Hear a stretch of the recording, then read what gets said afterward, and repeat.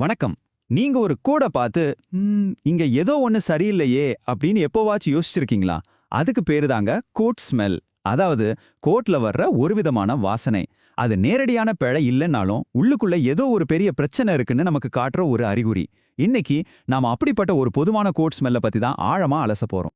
சரி, வாங்க அந்த மர்மத்துக்குள்ள இன்னும் கொஞ்சம் ஆழமா போலாம். எல்லா டெவலப்பர்களும் அவங்க வாழ்க்கையில ஒரு முறையாவது சந்திக்கிற ஒரு பொதுவான கோடிங் புதிரை விடுவிக்க முயற்சி பண்ணலாம். யோசிச்சு பாருங்களேன். உங்க கோட்ல ஒரு கிளாஸ் இருக்கு, அதுல ஒரு வேரியபிள் இருக்கு. ஆனா 90% நேரம் அது காலியாவே இருக்கு. அது ஏன் அங்க இருக்குன்னே தெரியாது. எப்போ அதுக்கு மதிப்பு வரும்னு ஒரு குழப்பம் வருமே.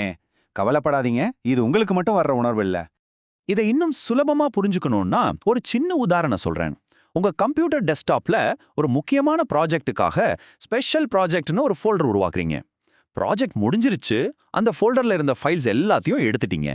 இப்போ அந்த ஃபோல்டர் காலியா இருக்கு, ஆனா நீங்க அதை டெலீட் பண்ணல. அது சும்மா இடத்த அடைச்சுக்கிட்டு ஒரு மாதிரி உறுத்தலா இருக்கு இல்லையா? நம்மளோட இந்த காலி வேரியபிள் பிரச்சனையும் கிட்டத்தட்ட இதே மாதிரி தான். சரி, இந்த மாதிரி டெஸ்க்டாப்ல இருக்கிற காலி ஃபோல்டர் மாதிரி நம்ம கோட்ல இருக்கிற இந்த குழப்பமான விஷயத்துக்கு ஒரு பேர் இருக்கு. வாங்க அது என்னன்னு பார்க்கலாம். இதுக்கு பேர் தாங்க தற்காலிக ஃபீல்டு, டெம்பரரி ஃபீல்டு. அதாவது ஒரு ஆப்ஜெக்ட்ல இந்த ஃபீல்டு இருக்கும், ஆனா அது எல்லா நேரமும் பயன்படாது. ஏதோ ஒரு குறிப்பிட்ட அல்காரிதம் ஓடும்போது சில விசேஷமான சூழ்நிலையில மட்டும்தான் இதுக்கு ஒரு மதிப்பு கிடைக்கும். அப்போ மட்டும்தான் அது உபயோகப்படும்.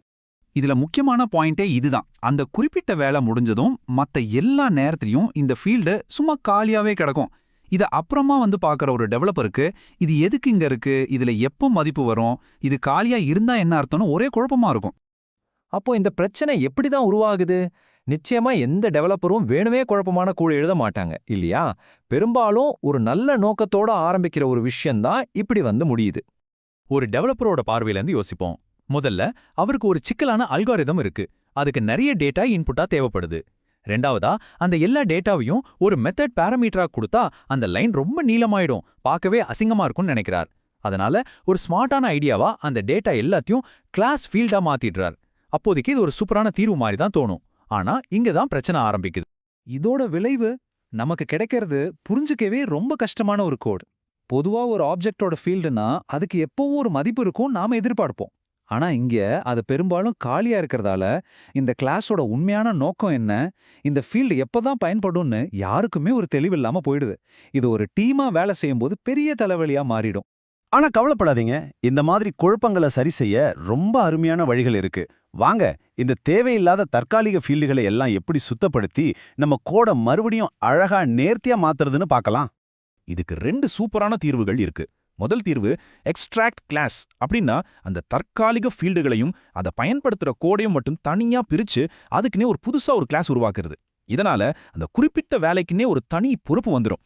ரெண்டாவது தீர்வு இன்ட்ரடியூஸ் நல் ஆப்ஜெக்ட். இது மூலமா ஃபீல்டு காலியா இருக்கா இல்லையான்னு அடிக்கடி செக் பண்ற இஃப் கண்டிஷன்களை நம்ம கோட்ல இருந்து மொத்தமா தூக்கிடலாம். இந்த மாற்றத்தை இப்படி யோசிச்சு பாருங்க. முன்னாடி அந்த தற்காலிக ஃபீல்டு நல்லா இருக்கா, அதாவது அதுல மதிப்பு இருக்கான்னு நாம திரும்ப திரும்ப இஃப் டம் ஃபீல்ட் நாட் நல்னு செக் பண்ணிட்டே இருந்தோம். ஆனா இப்போ அல்காரிதமுக்கு தேவையான எல்லாத்தையும் ஒரு தனி ஆப்ஜெக்ட்குள்ள போட்டு அதை ஒரே ஒரு லைன்ல அழகா இயக்குறோம். இதனால நம்ம கோடு ரொம்ப சுத்தமாவும் படிக்க எளிதாகவும் சரியான ஆப்ஜெக்ட் ஓரியன்டட் முறையிலும் மாறிடுது. பாத்தீங்களா? சரி, இவ்வளோ வேலை செஞ்சு இதை சரி பண்றோமே, இதனால நமக்கு என்னதான் லாபம்? வாங்க இந்த மாற்றத்தோட உண்மையான பலன்களை பத்தி பார்க்கலாம். இதோட பலன்கள் ரொம்ப சிம்பிள், ஆனா ரொம்ப பவர்ஃபுல். பலன், உங்க கோடோட தெளிவு பல மடங்கு அதிகமாகும். யார் படிச்சாலும் சுலபமா புரியும். ரெண்டாவது, உங்க கோடு ரொம்ப நேர்த்தியா ஒழுங்கமைக்கப்படும். ஒவ்வொரு கிளாஸ்க்கும் இதுதான் வேலைன்னு ஒரு தெளிவான பொறுப்பு இருக்கும்.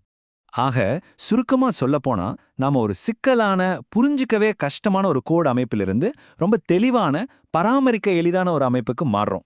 இந்த சின்ன மாற்றம் உங்க ப்ராஜெக்டோட எதிர்காலத்துக்கு ஒரு பெரிய முதலீடு மாதிரி. இந்த விளக்கத்தை முடிக்கிறதுக்கு முன்னாடி உங்களுக்கான ஒரு சின்ன கேள்வி. இப்போ உங்களுக்கு இந்த கோட் ஸ்மெல் பத்தி நல்லா தெரிஞ்சிருச்சு. அடுத்த முறை நீங்க உங்க கோட் பேஸை பார்க்கும்போது அதுல இந்த மாதிரி தற்காலிக ஃபீல்டுகள் எங்கேயாவது ஒளிஞ்சிருக்கான்னு கொஞ்சம் தேடி பாருங்களேன். அதை கண்டுபிடிச்சு சரி பண்றது உங்க கோடை அடுத்த கட்டத்துக்கு நிச்சயம் எடுத்துட்டு போகும்.